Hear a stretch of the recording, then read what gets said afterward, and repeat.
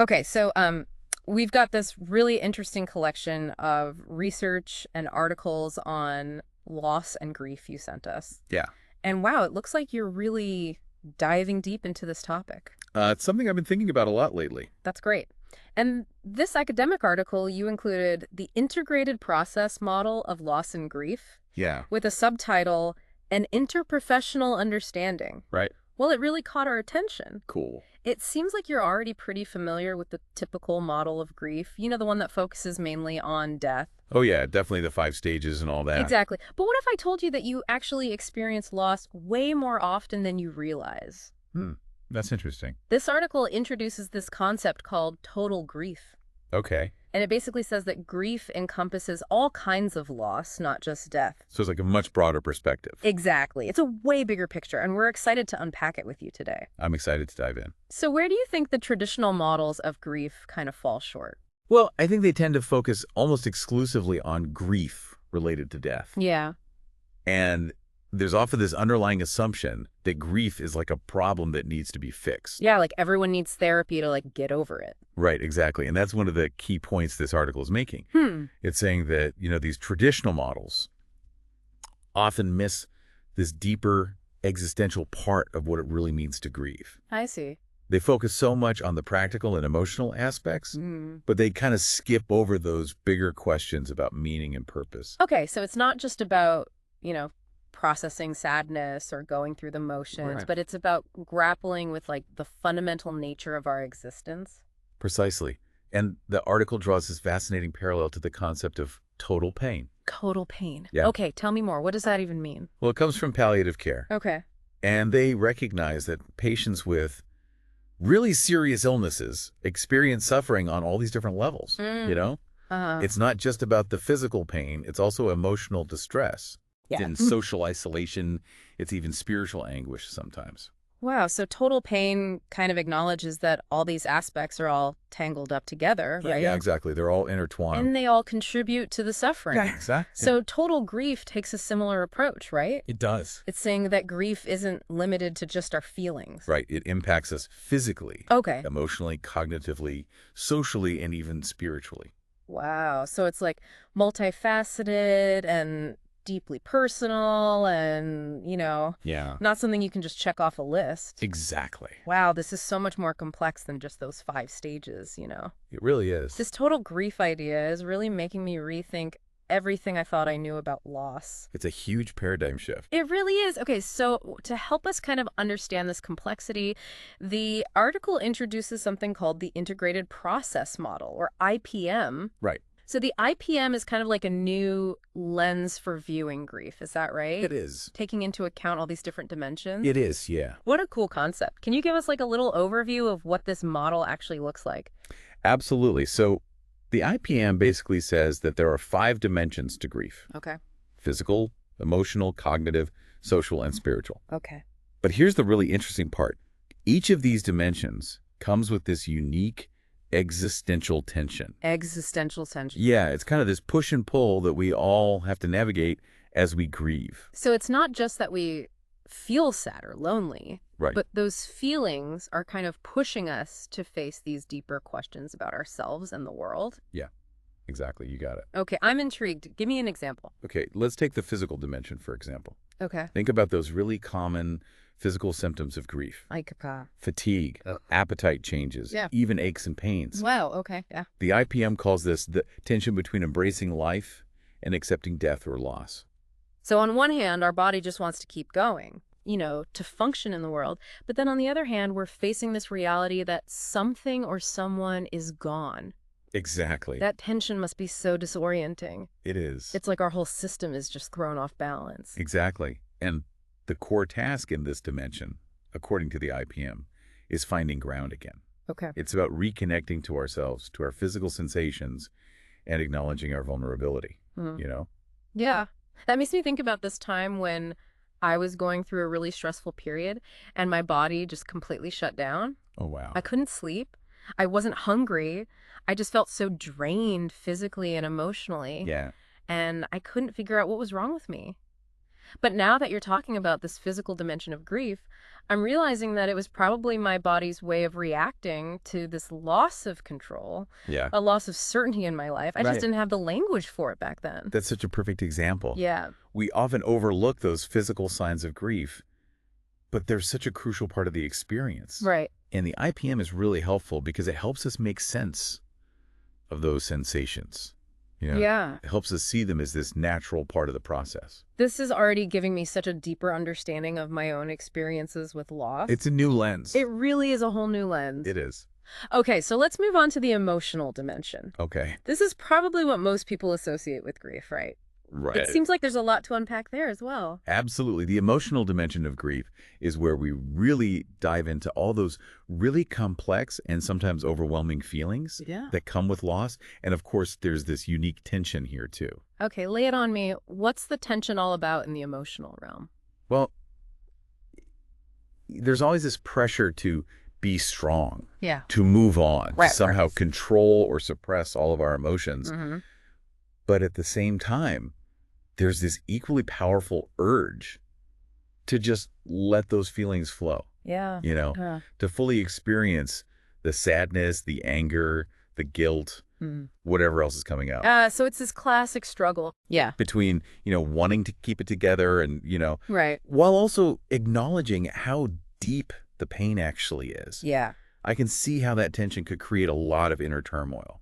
It definitely can. And that's where the core task of emotion regulation comes into play. Emotion regulation, so it's not about denying our feelings, but learning to manage them in a healthy way. Exactly. It's about finding that balance between suppressing our emotions and letting them completely take over. Right. The IPM really emphasizes how important it is to allow ourselves to feel the full range of emotions, but also recognizing that we have the power to manage those feelings so that they don't take over our lives. That makes a lot of sense. It's like learning to kind of ride the waves of grief instead of being totally swept away. That's a perfect analogy. Yeah. That's what makes the IPM so helpful, especially for this emotional dimension. It acknowledges how intense our feelings are, but also empowers us to find strategies for coping and finding a sense of balance amidst all the chaos. This is fascinating. I'm starting to see how this model could really help people understand and manage their grief in a whole new way. It's a really powerful tool for self-discovery and healing. It is, and we haven't even touched on the cognitive dimension yet. Oh, yeah. Where things get even more interesting. That's right. Okay, I am definitely hooked. Cognitive dimension, you say. Bring it on. Okay, so the cognitive dimension is all about how our thoughts shape our experience of grief. So the cognitive dimension is all about how our thoughts shaped our experience of grief. Okay, so we've talked about the body, the physical, and the heart, the emotions. Now we're moving into the mind. This is getting deep. It is, and just like the other dimensions, there's this kind of tension here too. Okay, I'm sensing a theme here. Right. What's the tension in the cognitive realm? So the tension is between reflective awareness and embodied awareness. That sounds pretty philosophical. Break it down for me. What do those terms actually mean when we're talking about grief? Okay, so think of reflective awareness as that part of you that analyzes your grief. Okay. That tries to make sense of it logically. Yeah. That's the part that replays events. Yeah. Asking what-if questions. Yeah. Or just trying to figure out why things happen the way they did. Right, I definitely do that. I'm a big overthinker. Oh, yeah. So is that a bad thing, that's reflective awareness? Not necessarily. Yeah. It can be helpful to a point. Okay. But the IPM kind of cautions us against getting too stuck in our heads, Yeah. It reminds us that grief isn't always something you could just think your way out of. Okay, that makes sense. So what about the other side of the tension, this embodied awareness? So embodied awareness is about experiencing grief in your body. Okay. Often without even realizing it, It's those gut feelings. Yeah. Those physical sensations that come with the emotional pain. Yeah. Sometimes we're so busy trying to analyze our grief that we totally forget to tune in to what our body is trying to tell us. That's so true. Sometimes I don't even realize how tense I am or how anxious I am until I consciously try to relax my muscles or take a deep breath. Yeah. It's like my body is holding on to the grief even when my mind is trying to move on. Exactly. And the core task in this cognitive dimension is to find some kind of balance between these two types of awareness. Oh, yeah. Acknowledging our thoughts and feelings without getting totally trapped by them. Yeah. And also paying attention to those physical signs of grief without just dismissing them. This makes me think about those times when you can't stop replaying a painful memory in your head. Yeah. It's not helpful, but you just can't seem to let it go. That's classic getting stuck in reflective awareness. Yeah. And the IPM would suggest that maybe instead of trying to force those thoughts away, it's more about acknowledging them. Okay. Allowing yourself to feel those emotions. Yeah. And then gently trying to shift your focus to something else. Like what? Like your breath. Okay. Or surroundings. Or maybe a positive memory. That's a really helpful reframing. So it's not about suppressing the thoughts, but rather learning to redirect our attention. Exactly. That seems a lot more manageable. It is. And it's important to remember that everyone's grief journey is unique. Yeah. What works for one person might not work for another. Right. Of course. The IPM just offers a framework for understanding all those different ways grief can show up in our minds and bodies. That makes sense. It's about being more self-aware and figuring out what coping strategies work best for you. Exactly. And speaking of finding what works, let's move on to the social dimension of grief. Okay, the social dimension. This one's all about how we process loss in the context of our relationships and communities. Okay, so I'm guessing this is where we talk about support systems. Yeah. And the importance of reaching out to others when we're grieving. That's a big part of it, but there's also this deeper tension here. Oh, there's always a tension. Right. So the tension in the social dimension is between aloneness and connectedness. Right. Well, that's interesting. So it's not just about seeking support from others, but also about navigating those feelings of isolation that often come with loss. Exactly. Grief can make us feel so alone. Yeah. Even when we're surrounded by people who care about us. Yeah, I've definitely felt that. We might pull away from social interaction, feeling like no one really understands what we're going through. Yeah. But then at the same time, we crave connection. Right. Yeah. We want that sense of belonging and shared experience. Like we need both solitude and connection to process our grief. Yeah. But finding that balance can be tricky. It is, and the IPM really highlights this tension. Oh, okay. It encourages us to find ways to honor both our need for solitude and our need for connection. So how do we actually strike that balance? Are there any practical tips the IPM offers for navigating this social dimension? Well, one of the key takeaways is that it's okay to ask for what you need. Okay. If you're feeling overwhelmed and you need some space, communicate that to your loved ones. Right. Don't be afraid to set boundaries. Okay. But at the same time, don't isolate yourself completely. Right. Make an effort to connect with people who understand what you're going through. Yeah. That's good advice. Sometimes when I'm grieving, I tend to push people away because I feel like they just wouldn't get it. Yeah. But I know deep down that talking to someone who's been through something similar can be so helpful. It really can. It can be incredibly validating. Yeah. And that's why support groups could be so valuable. Yeah. They provide a space where people can share their stories, offer each other support, and just realize that they're not alone in their grief. Right. It's like that saying, shared joy is doubled, shared sorrow is halved. Exactly. And the IPM reminds us that grief doesn't have to be this solitary journey. We're wired for connection. Yeah. And those bonds can be a lifeline during really tough times. This is all so insightful. I'm really appreciating how the IPM helps us understand these nuances of grief. Yeah. That we might not even be aware of. It's about shining a light on those hidden aspects and giving us a language to talk about them. I love that. A language for grief. Okay, so we've covered the physical, the emotional, and the cognitive dimensions. We have. And I'm really curious about this last one, the spiritual dimension. Yeah. This seems like it could be the most challenging to grasp. It can be. It definitely can be. But it's also one of the most profound aspects of the IPM. Okay. The spiritual dimension is where we really grapple with those big questions. Yeah. About meaning and purpose. That loss often triggers. Okay, I'm all ears. What kind of questions are we talking about here? Well, it's different for everyone, of course. Sure. But some of the common themes that come up in this dimension are questions about the meaning of life. Yeah. The nature of death. Yeah. The existence of an afterlife. Our beliefs about God or higher power. Yeah. And our own sense of purpose in the face of all this loss and suffering. Wow. Those are some heavy topics. I can see how those questions would come up when you're facing a major loss. Yeah. It's like the rug has been pulled out from under you, and you're left wondering what it all means. Exactly. And the IPM acknowledges this existential crisis as a natural part of the grieving process. Okay. It encourages us to lean into these questions, to explore our beliefs, and to be open to new perspectives. So it's not about finding, like, easy answers. Right. But rather engaging in this deeper exploration of our spirituality. Precisely. And this exploration can take so many different forms. Yeah. For some people, it might be about turning to their religious faith for comfort and guidance. Okay. For others, it might be about connecting with nature, engaging in creative expression, or even just finding moments of peace and stillness. I love that the IPM kind of validates all those different paths to meaning making. Yeah. It's not about prescribing one right way to do it, but rather encouraging each person to find what resonates with them. Exactly. One of the things I find so valuable about the IPM is that it honors the diversity of human experience. Yeah. And recognizes that there's no one right way to grieve or to find meaning in the face of loss. This is all so incredibly insightful, but I have to admit I'm still a bit fuzzy on how all these different dimensions of the IPM actually fit together. Yeah.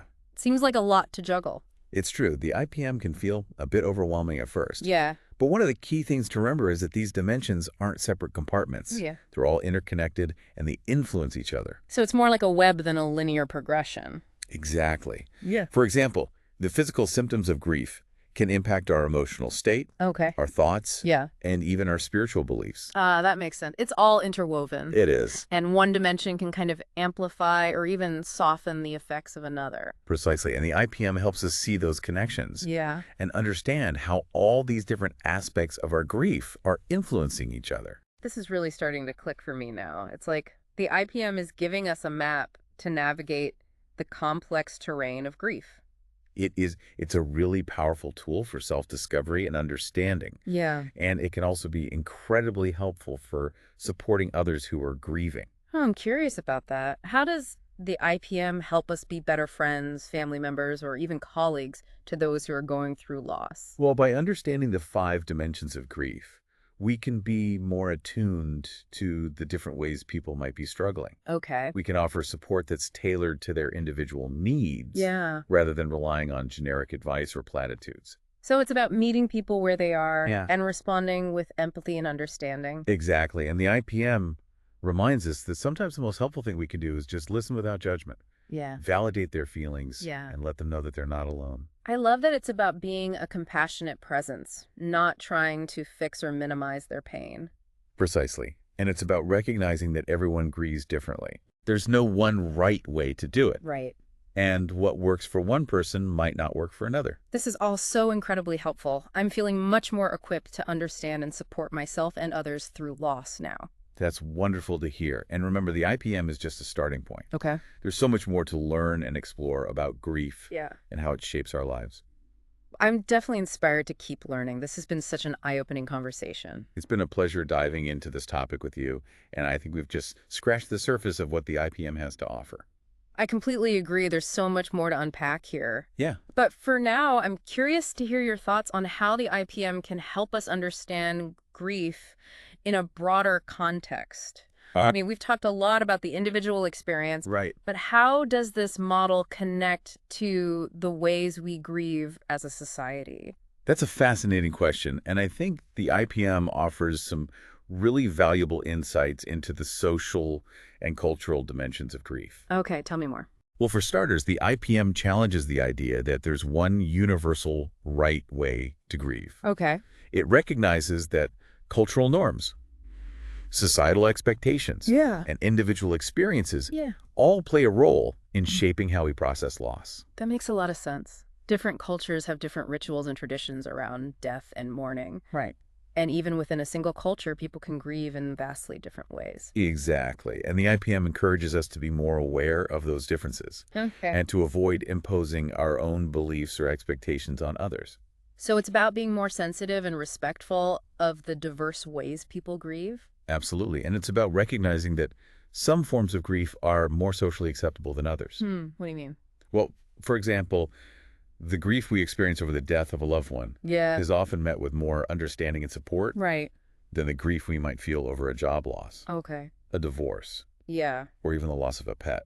That's so true. It's like there's this hierarchy of grief. And some losses are seen as more legitimate than others. Exactly. And the IPM challenges that hierarchy. It says that all grief is valid. Okay. Regardless of the source of the loss. Right. Or the way it's perceived by society. I love that. It's about giving ourselves permission to grieve all our losses. Yeah. Big and small, without feeling like we need to justify them or explain them. Exactly. And it's about creating a more compassionate and supportive society. Yeah. Where people feel comfortable expressing their grief openly and authentically. Right. Without fear of judgment or stigma. That's a beautiful vision. I hope the IPM can help us move toward that kind of world. Me too. Where grief is seen as a natural part of life. Right. And not something to be hidden away or ashamed of. Exactly. Okay, so this conversation is making me realize how much we overlook the power of ritual in our modern society. Yeah. We tend to focus so much on the practical and the rational, but we often forget about the emotional and spiritual dimensions of life.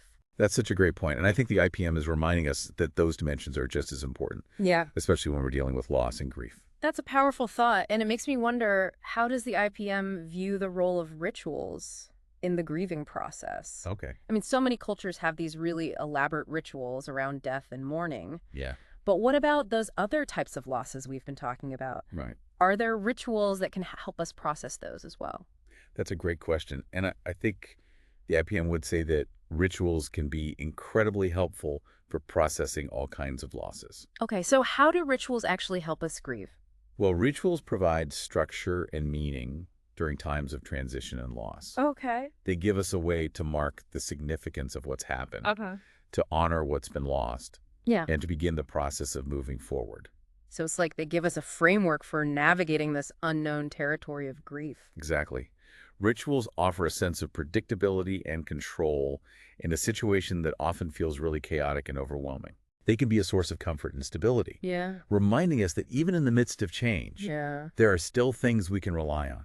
That makes sense. And what about the social aspect of rituals? Yeah. It seems like they often involve gathering with other people. Yes. Which could tie back to that need for connection we were talking about earlier. Absolutely. Many rituals, especially those around death and mourning, are communal in nature. Right. They bring people together to share their grief, to offer support, and to remember the person who's been lost. Right, like funerals and memorial services. Exactly. Those gatherings can be so powerful for creating a sense of shared experience. Yeah. And reminding us that we're not alone in our grief. Exactly. And even if a particular loss doesn't have a traditional ritual associated with it, the IPM encourages us to create our own personal rituals. Okay. To mark the occasion and to help us process our emotions.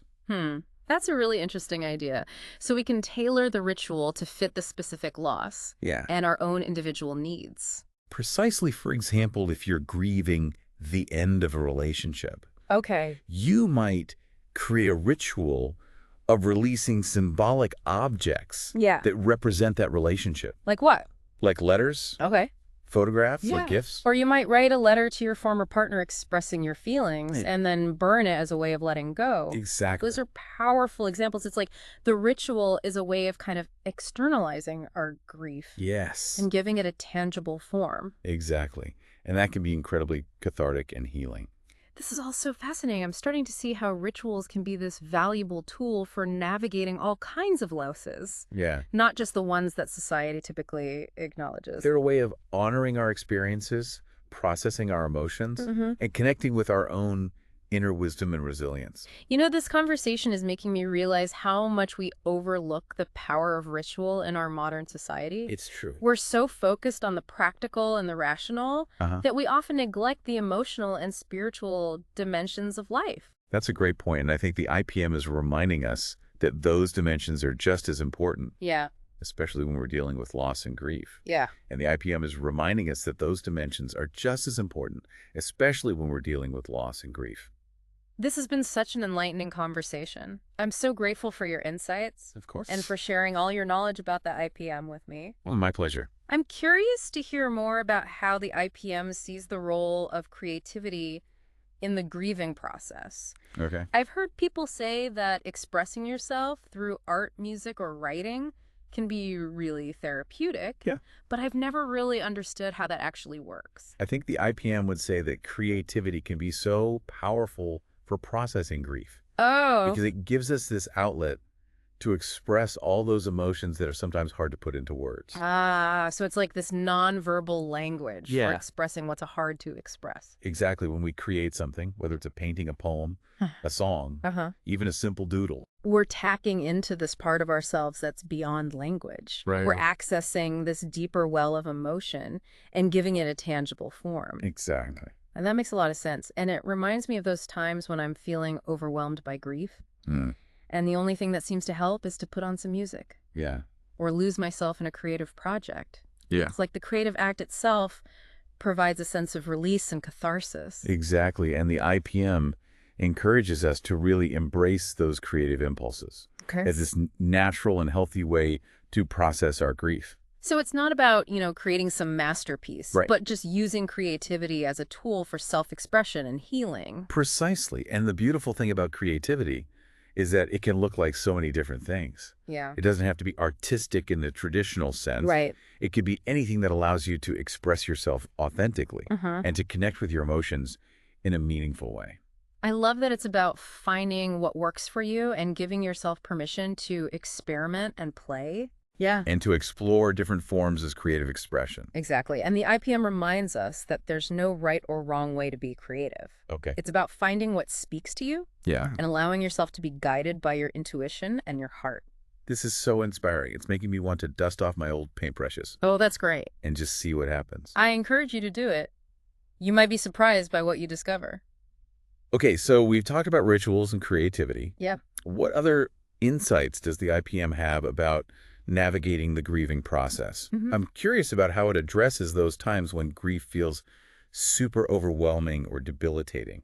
That's a really important point. And the IPM acknowledges that while grief is natural and healthy, there are times when it can get really complicated or prolonged. Right. And it can start interfering with our ability to function or find peace. So what are some signs that grief might be becoming more than just a normal part of the healing process? Well, some red flags to watch out for include persistent and intense yearning for the person or thing that you've lost. Okay. Avoidance of anything that reminds you of the loss. Yeah. Feelings of numbness or detachment from others. Difficulty engaging in activities or relationships that you used to enjoy. Okay. And thoughts of self-harm or suicide. Wow. Those are some serious warning signs. It's so important to be aware of those. It is. And to seek professional help if you're experiencing any of them. Absolutely. The IPM emphasizes that there's no shame in asking for help and that there are really effective treatments available to help manage complicated grief and find a path toward healing and recovery. So it's not about suffering in silence or trying to tough it out on your own. Exactly. Reaching out for support is a sign of strength, not weakness. That's good to hear. And there are therapists, counselors, and grief support groups that specialize in helping people navigate the complexities of grief and loss. That's reassuring to know. It's like having a safety net in place, just in case the grief becomes too much to handle on your own. Exactly. And the IPM encourages us to prioritize our mental and emotional well-being. Yeah. Just like we prioritize our physical health. This is all so incredibly valuable. I'm feeling much more equipped to approach grief in a healthy and proactive way now.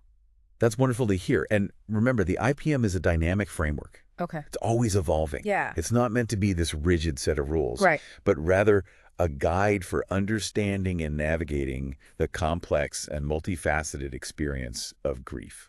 That's something that really resonates with me about the IPM. Yeah. It's not about trying to fit grief into a neat little box, Right. but rather acknowledging the messiness and the fluidity of the process. Exactly. It gives us permission to grieve in our own way at our own pace. Exactly. And it reminds us that grief is not something we get over, Right. but rather something we learn to live with, Yeah. to integrate into our lives, and to find meaning in it. That's a beautiful way to put it. It's like grief becomes part of our story, part of who we are. Precisely.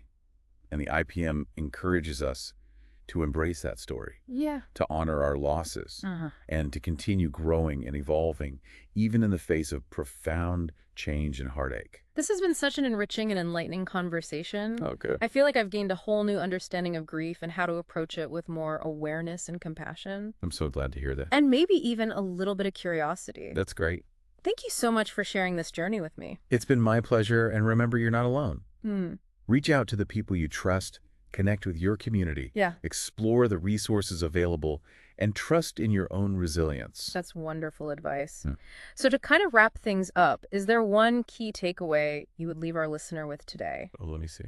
Something for them to ponder as they continue to explore the IPM and their own experiences with grief. I think the most important thing to remember is that grief is a natural and healthy response to loss. It's a testament to our capacity for love, connection, and meaning-making. Yeah. And while it can be incredibly painful, it can also be a catalyst for growth transformation and a deeper appreciation for the preciousness of life. Beautifully said so, listener. As you delve deeper into these sources, we encourage you to embrace your grief, to honor your losses, and to trust in your own innate capacity for healing and wholeness. Exactly. Until next time, happy exploring.